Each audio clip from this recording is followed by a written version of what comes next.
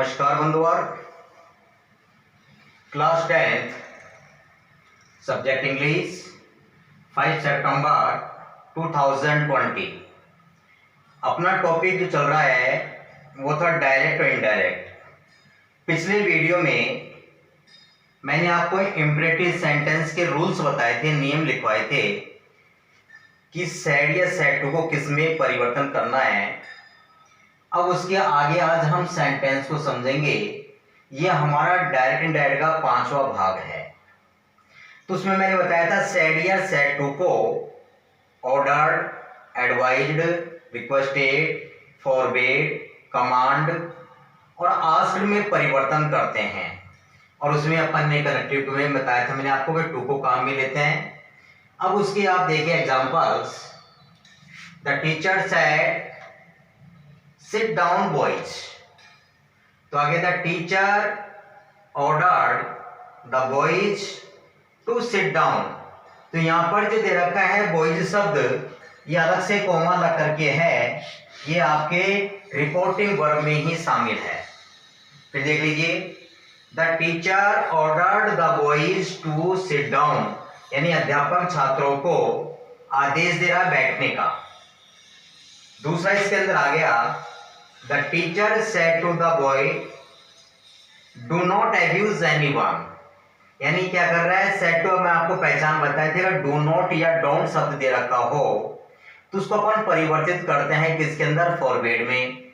तो the teacher forbade the boy to abuse anyone, इसमें से डू नॉट शब्द हट जाएगा और यहाँ पर सेड टू के स्थान पर फॉरबेड आ जाएगा। फिर देख लीजिए, the teacher forbade the boy to abuse anyone. और अगर मान लीजिए अपन कहते हैं जैसे मना कर रहा है या सलाह दे रहा है, जैसे आ गया the teacher advised the boy not to abuse anyone. अगर इसको एडवाइस से बनाएंगे तो यहाँ पर क्या लग जाएगा, इसके अंदर नॉट टू, यानी टू के स्थान पर आ जाएगा यहाँ पर नॉट टू। तीसरा है he said to me please bring me a glass of water. तो ये कौन सा हो गया, प्लीज और काइंडली आता है, इसका मतलब हो गया वो रिक्वेस्टेड संबंधी। तो he requested me to bring, me को चेंज किया ही के अनुसार तो आ गया him a glass of water. तो ये जो शब्द दिए जाते हैं, प्लीज दे दिया, डू नॉट दे दिया, इन शब्दों को इसमें से हटाना पड़ता है। फोर्थ आ गया, the teacher said to the student never waste your time. तो the teacher advise the student never to waste his time. अब इसमें देखो, जैसे कि मैंने यहाँ पर क्या, जैसे रिपोर्टिंग वर्ब में स्पीच में दे रखा है नेवर, लेकिन अपन ने कहाँ पर लगाया इसको, एडवर्ब ही, इसको कहाँ लगा दिया अपन ने, टू से पहले। क्यों कि टू के बाद में आपको यहाँ पर हमेशा वर्ब ही लिखनी है, और वर्ब भी कौन सी आएगी इसमें, वर्ब की फर्स्ट फॉर्म। फिर देखो, the teacher advise the student never to waste his time. पांचवा देखो, my mother said to us remain united. तो माई मदर एडवाइज अस, दोनों सेंटेंस जोड़ा तो टू आ गया, रिमेन यूनाइटेड। छठा आ गया, Shyam said to Ram let us go. अब इसको आपको पहले बाद में देखना है, इसका पहले उदाहरण में, यानी लेट से बनने वाले वाक्य। अब लेट से जो वाक्य बनते हैं वो भी इंपरेटिव में ही आते हैं। तो इसके अंदर क्या होता है कि जो लेट से वाक्य बनते हैं, एक तो आता है लेट से प्रारंभ होने वाले, एक आता है केवल लेट से बनने वाले। तो यहाँ पर हम जो देखेंगे लेटस वाले वाक्य हैं ये। यहाँ पर जो लेट वाले में कौन से देख रहे हैं, सबसे पहले अपन लेटस वाले वाक्य देख रहे हैं। तो लेटस वाले वाक्य में क्या होता है कि अगर मान लीजिए दे रखा उसने सेड, यानी सेंटेंस में क्या रखा हो, लेट अस या लेटस आ रहा हो, तो क्या देखा उसमें सेड।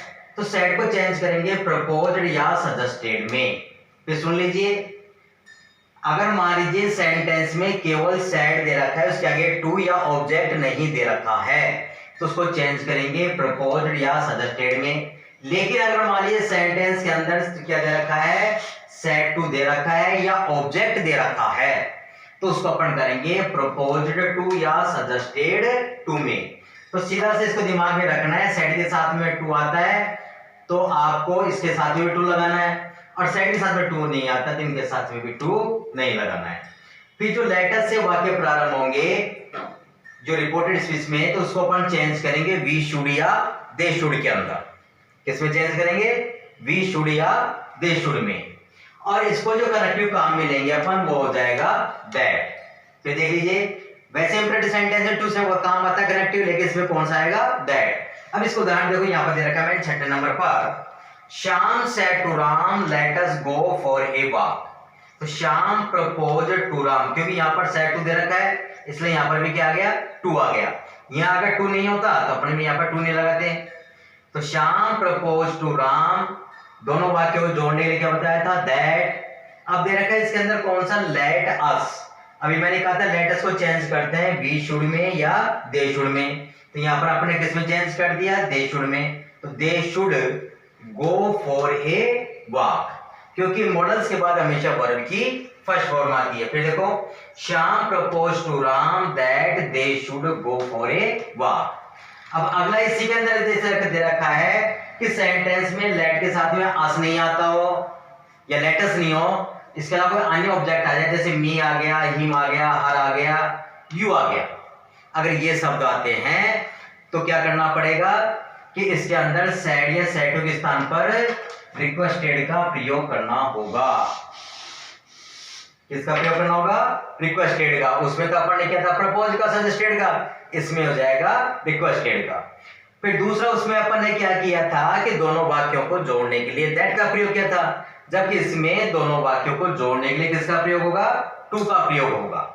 नंबर 3, तीसरे नंबर पे इसमें क्या आएगा? उसमें अपन ने लेट को हटाया था, इसमें आपको लेट को नहीं हटाना है। फिर सुन लीजिए, जिन वाक्यों में लेट के साथ में अस नहीं आता है, अन्य कोई ऑब्जेक्ट आता है, मी आ गया, हिम आ गया, हर आ गया, यू आ गया, तो उसके साथ में अपन को क्या करना है? यानी सेड या सेडो के स्थान पर रिक्वेस्टेड का प्रयोग करना है। दोनों सेंटेंसों को जोड़ने के लिए इसमें किसका प्रयोग करना है? टू कनेक्टिव का प्रयोग करना है इसके अंदर। और उसमें अपन ने क्या हटाया था? उसमें अपन ने एक चीज हटाई थी, कौन सी हटाई थी? लेट। इसमें लेट नहीं हटेगा। अब इसका एग्जांपल देखो, ये दे रखा है 7 नंबर पर, he said to his friend let me go home. तो ही रिक्वेस्टेड हिज फ्रेंड, तो यहाँ पर रिक्वेस्टेड आ गया सेड टू के स्थान पर, दोनों सेंटेंस जोड़ के क्या आ गया? टू आ गया। अब टू के बाद हमेशा क्या आती है? वर्ब की फर्स्ट फॉर्म आती है, तो यहाँ पर जो लेट है वो वर्ब का काम करेगी। तो to let him go home. फिर देखो, he requested his friend to let him go home.